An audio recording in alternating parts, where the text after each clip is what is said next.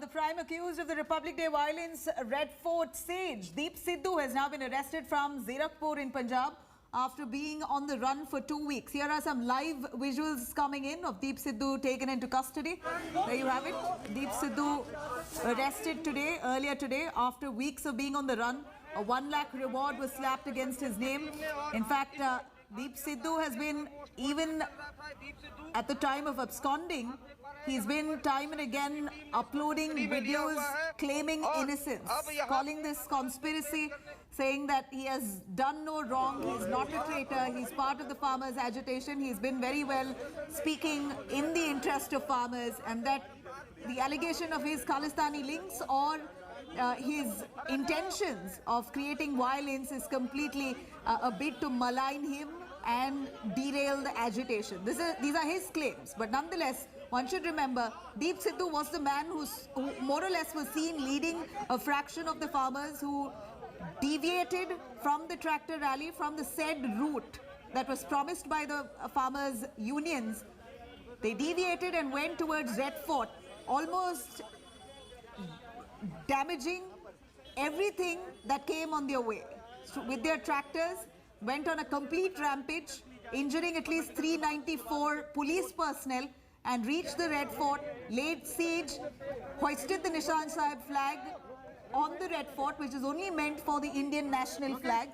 And Deep Sidhu, even at that point, right at Red Fort, was seen carrying out a Facebook Live, where almost he took onus of this entire agitation that turned violent and of the farmers' protests leading towards the Red Fort, saying that he's proud of the fact that farmers managed their way to the Red Fort, almost making it look like he was delighted that farmers, at least a fraction of them, went with his word and went all the way to Red Fort, laid siege, created quite some ruckus, vandalized parts of the Red Fort. One should remember quite a lot of articles inside the Red Fort premises have been stolen as well. Now, that investigation is also underway. Now, all that blame is more or less fallen on Deep Sidhu.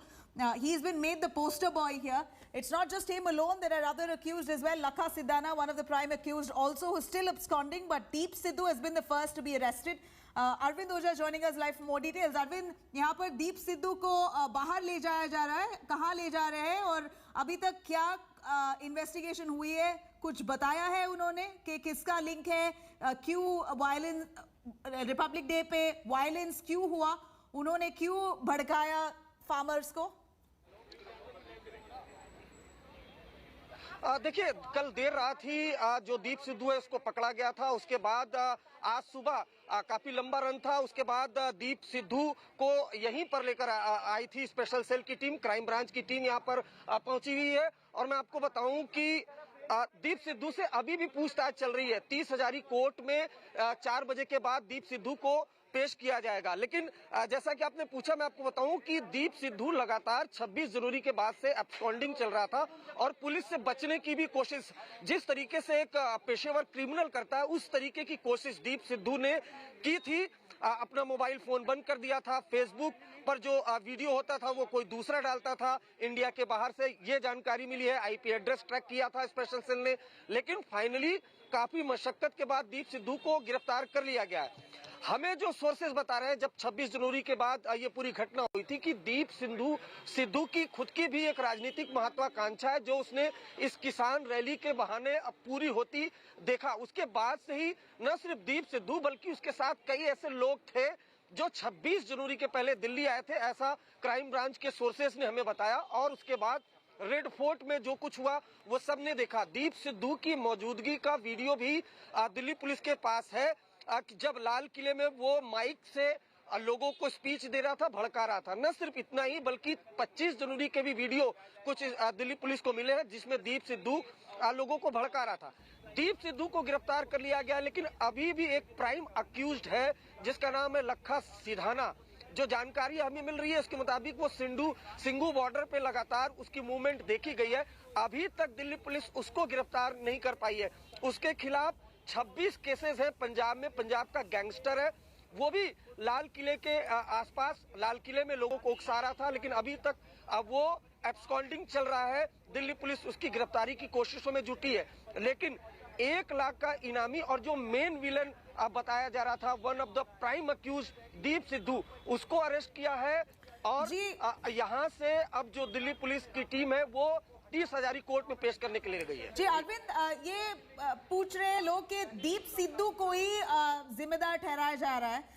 बहुत सारे लोग थे वहां पर, तो दीप सिद्धू अकेले का नाम प्राइम अक्यूज में क्यों आ रहा है? दीप सिद्धू और लक्का सिद्धाना, इन दोनों को पुलिस ने बोला है कि यही प्राइम अक्यूज्ड है, इनको पोस्टर बॉयज बनाया गया है। मगर दीप सिद्धू ने बहुत सारे वीडियोस अपलोड किए फेसबुक पे जहां बोल रहे हैं कि वो इनोसेंट है और ये सरकार की कॉन्स्पिरेसी है उनके अगेंस्ट। उनका नाम क्यों बार बार लिया जा रहा है जब बहुत सारे लोग भी थे वहां पर?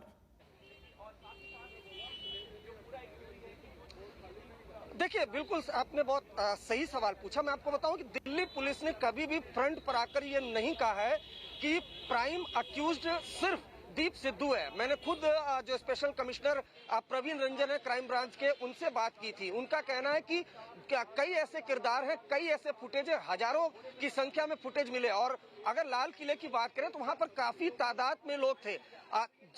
9 लोगों पर रिवॉर्ड रखा है दिल्ली पुलिस ने इनपुट्स के आधार पर, लेकिन एक के बाद एक लोग आइडेंटिफाई हो रहा है। दीप सिद्धू पोस्टर बॉय बना तो उसके पीछे कहीं ना कहीं जो विपक्ष है वो भी जिम्मेदार आप उसको कह सकती हैं, क्योंकि दीप सिद्धू को बकायदा उसका नाम लेकर विपक्ष ने, अपोजिशन ने सरकार पर हमला बोला और कहा कि ये इनसाइडर है दीप सिद्धू, और उसने लाल किले पर जाकर भड़काया था लोगों को। सन्नी देओल जो थे उनका भी प्रचार किया था, हालांकि सन्नी देओल ने भी किनारा कर लिया था। उसके बाद कई किसान नेताओं ने भी दीप सिद्धू से किनारा कर लिया था। उनका कहना था कि दीप सिद्धू नहीं हिंसा फैलाई जी, हमारा तो कोई रोल नहीं है। लेकिन दीप सिद्धू लगातार अपनी सफाई दे रहा था कि मेरा इसमें कोई रोल नहीं है।